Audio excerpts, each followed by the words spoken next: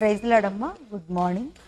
ప్రభువైన యేసుక్రీస్తు నామంలో ఈ ఉదయకాలపు శుభవందనాలు మీ అందరికీ తెలియచెప్తున్నాను.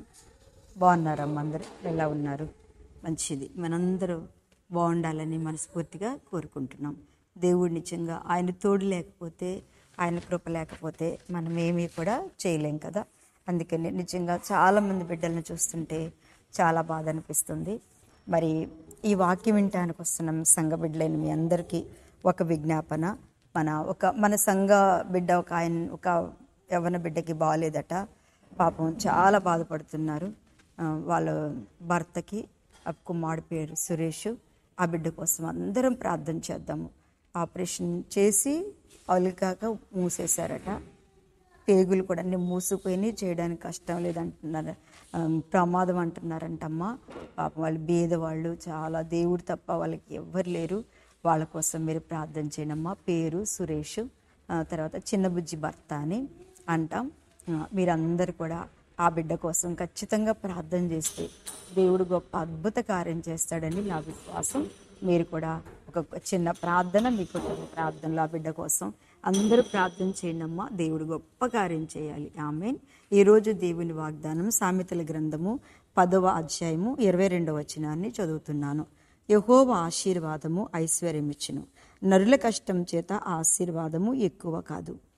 దేవునికి స్తోత్రం. ఈరోజు ఆశీర్వాదం గురించే దేవుడు మనతో మాట్లాడుతున్నాడు కదా. యెహోవా ఆశీర్వాదము ఐశ్వర్యం ఇచ్చినంట. నిజమే దేవుని బిడ్డలారా, ఐశ్వర్యం అంటే డబ్బులు, ధనం కాదు. కానీ ఏదేమైనా డబ్బులుంటేనే ఏదైనా కదా పని జరుగుతుంది. డబ్బులు లేకుండా, బీదగా ఏమి లేకుండా ఉంటే నిజంగా మన చేతిలో ఏమీ లేదు. దేవుడే మనకి సహాయం చేయాలి. దేవుడే మన జీవితంలో ఒక కార్యము చేయాలి, అంతేగాని ఏమి చేయలేము. అందుకని అంటాను, దేవుడు ఇక్కడ అన్నాడు యెహోవా ఆశీర్వాదము ఐశ్వర్యం ఇచ్చును. నిజంగా దీనుల మీద ఆయన కృప నిలిపే దేవుడు, దరిద్రుల మీద ఆయన కనుచూపు ఉంచే దేవుడు. అందుకనే యెహోవా ఆశీర్వాదము ఐశ్వర్యం ఇచ్చింది. నిజంగా ఆయన కలిగి ఉండుట మనం చాలా ఐశ్వర్యవంతులం. ఆయన కలిగి ఉండుట మనం చాలా ధనవంతులం అనుకోవాలి. మన ధనవంతుడు, మన ఐశ్వర్యవంతుడు, మనల్ని తీర్చిదిద్దే మన దేవుడు.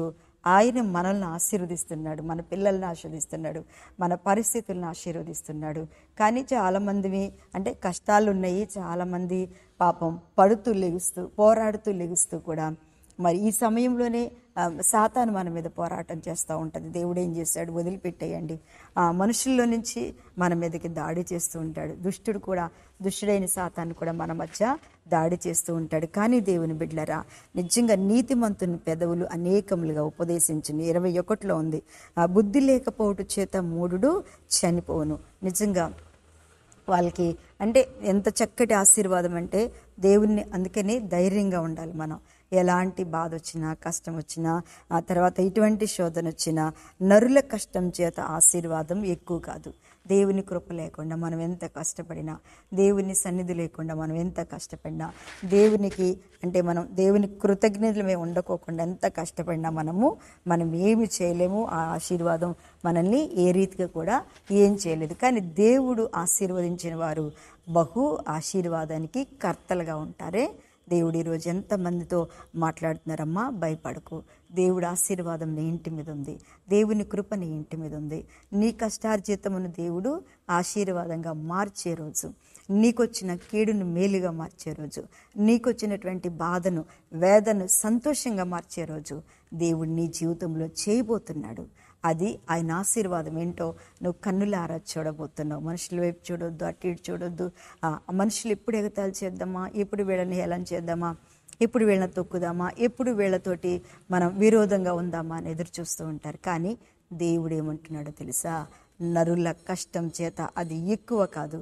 నేను ఆశీర్దిస్తే, నేను తోడుగా ఉంటే నా జీవితంలో మీకు అద్భుతమైన కార్యం చేస్తానని చెప్తున్నాడు. అందుకనే దేవుని బిడ్డలారా, నిజంగా ఆయన నీతిమంతుల నాలుక ప్రశస్తమైనది. తర్వాత నీతిమంతుని పెదవులు అనేకములుగా ఉపదేశించును. నిజంగా నీతిమంతులైతే అట్లా మాట్లాడారు. బాధలో వేదనలో ఉన్నప్పుడు వారు ఓదారుస్తారు, నెమ్మది పరుస్తారు, సమాధానం ఇస్తారు. కానీ మనం మాత్రం అధైర్యపడకోకుండా నెమ్మది పరుస్తూ సమాధానంతో ఉంటూ ఎవరికి ఏది బాగలేదు అయినా సరే దేవుని వైపు చూస్తూ దేవుళ్ళు నడుస్తూ ముందుకు సాగండి. తప్పకుండా దేవుడు ఆశీర్వాదాన్ని చూస్తారు, తప్పకుండా దేవుడు ఆశీర్వాదాన్ని పొందుకుంటారు, తప్పకుండా దేవుని ధైర్యమును ఆశీర్వాదమును ప్రభువుని జీవితంలో వేయబోతున్నారు. కళ్ళు మూసుకోండి, ప్రార్థన చేస్తాను. పరిశుద్ధుడా, మహిమ కలిగిన తండ్రి, ఉదయకాలం ఎంతమంది బిడ్డలు దుఃఖంలో ఉన్నారు. ఆ కుమారుడు సురేష్ అనే కుమారుడు ముట్టి స్వస్థపరిచి దేవా నీవే వారి కుటుంబాల్లో అద్భుత కార్యం చేయండి. పుట్టినరోజు, వివాహదినం, ఎగ్జామ్స్ ప్రతి ఒక్కరి జీవితంలో ఆశీర్వాదం ఇచ్చి దీవించమని యేసునామమున అడుగుచున్నాను తండ్రి. ఆమేన్. ప్రైజ్ లార్డ్ అమ్మా. దేవుడు మిమ్మల్ని అందరినీ దీవించును గాక. ఆమేన్.